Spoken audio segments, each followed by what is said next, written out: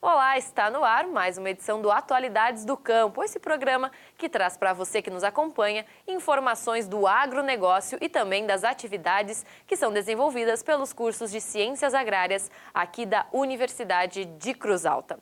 Faz mais de 2 semanas que não chove nos campos do Rio Grande do Sul. Se antes, produtores ficavam apreensivos com um grande volume de chuva, o que atrasou o plantio do trigo, agora a preocupação é com a seca nesta fase de desenvolvimento vegetativo da planta. Ainda é cedo para afirmar, mas alguma perda os produtores terão no futuro. Daniel Jobim é produtor da cidade de Cruz Alta. Neste ano, destinou 200 hectares para a cultura do trigo. A preocupação dele começou desde o início do plantio, quando o mês de junho foi de chuvas muito volumosas em pouco tempo, o que ocasionou o atraso do plantio. Agora, com a estiagem, no momento de desenvolvimento da planta, agrava ainda mais a situação. Eu acho que cada dia que passa agora a gente está perdendo um pouco. Por mais que seja inverno e nós temos temperaturas um pouco abaixo, e estamos tendo temperatura um pouco abaixo do que no verão, a umidade se mantém mais no solo, mas de qualquer forma não está sendo suficiente para a planta, para suprir as necessidades da planta. Então, estão muito apreensivos realmente e muito torcendo que venha essa chuva, previsão uns 10, 15 milímetros, que qualquer chuvinha hoje, nesse período, é significativa. Essa realidade não é só vivida por Daniel. Conforme o presidente do Sindicato Rural de Cruz Alta, diversos produtores também sentiram as adversidades do tempo no campo, o que será uma consequência no futuro quanto à produção. Nós estamos enfrentando um período longo de estiagem, né? Isso afetou desde o plantio até hoje. Tem muitos produtores que plantaram após a chuva, onde pegaram o solo muito úmido, então ocorreu uma emergência desuniforme das plantas. Isso vai afetar lá no final, na qualidade do grão, que nós vamos ter grão que vai aprontar primeiro, vai ter grãos intermediários e vai ter grãos verdes.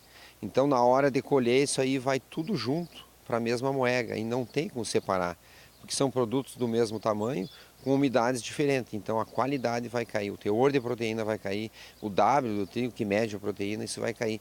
Então, nós vamos ter um preço final muito ruim lá na indústria. Outro fator que pode prejudicar o trigo é a temperatura. O trigo, por ser uma cultura de inverno, precisa de temperaturas mais baixas, em torno de 15 graus e uma alta umidade no solo. Neste período de estiagem, obteve apenas água através do orvalho da noite que se depositou nas folhas. Juntando com a temperatura mais alta do que o normal, pode ocasionar doenças. O trigo é uma planta muito suscetível a doenças, né?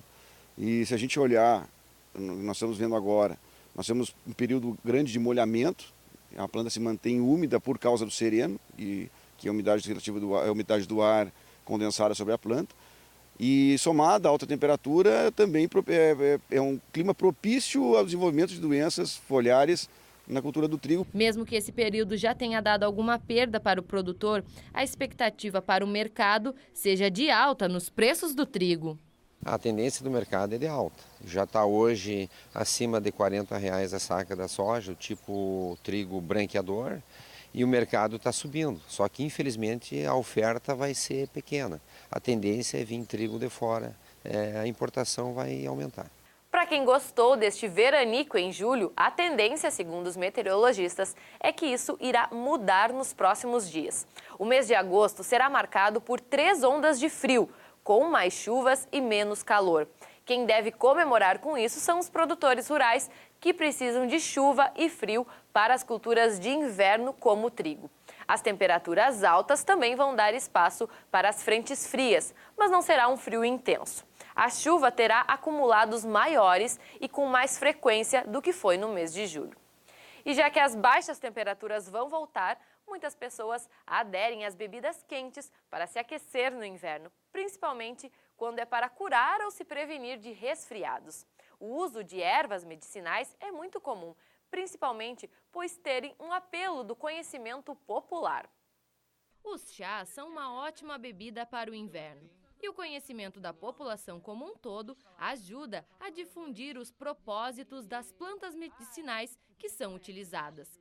Por mais que as ervas, no primeiro momento, podem não fazer mal às pessoas através dos chás, o uso frequente delas ou aliados a medicamentos pode trazer riscos à saúde. É necessário que se tenha um cuidado bastante grande no uso de plantas medicinais, assim como algumas plantas de uso comum, como a camomila, a hortelã, são plantas que podem ser usadas com uma quantidade um pouquinho maior, porque os princípios ativos são suaves e não têm tantos efeitos colaterais. Existem outras espécies que deve-se ter um cuidado maior. Por quê? Porque esses princípios ativos podem interagir com medicamentos que a pessoa já faça uso, interagir com algumas questões fisiológicas, né? Alguém que seja hipertenso, diabético e que determinada planta não seja indicada. E além disso, às vezes se sabe que determinada planta é utilizada para extração de um princípio ativo, mas a forma de extração feita pelos farmacêuticos, por exemplo, não está acessível para quem vai usar em casa na forma de chá, né? Como uma infusão ou uma decocção.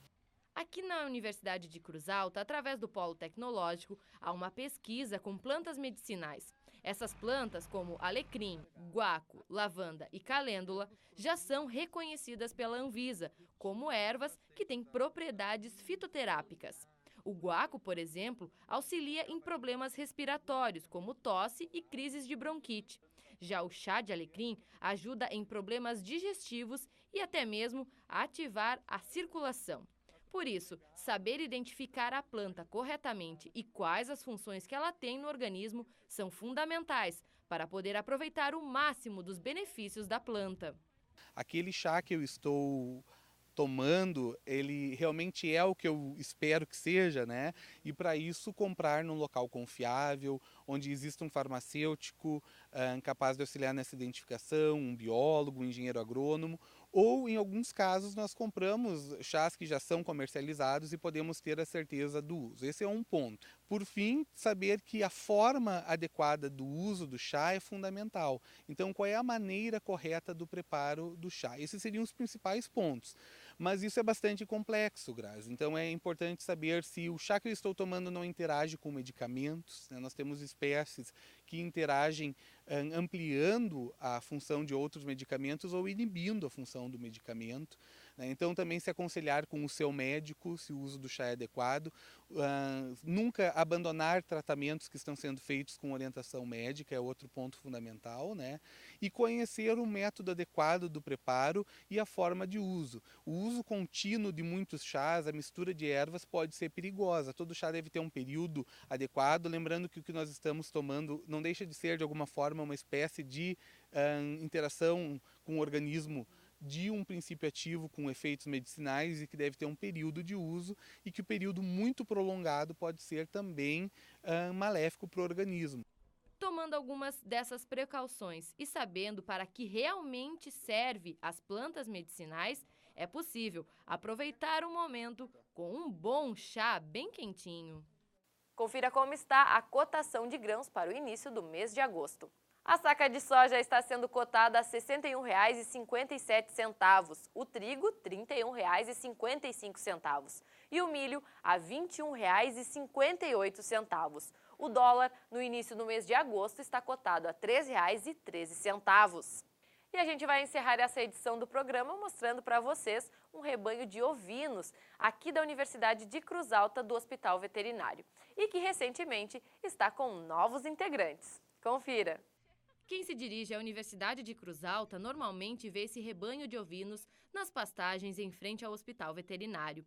São cerca de 20 animais da raça Corredale, uma raça de duplo propósito, que pode ser criado para o consumo de carne ou também para a lã. Eles são animais destinados para as aulas práticas do curso de Medicina Veterinária.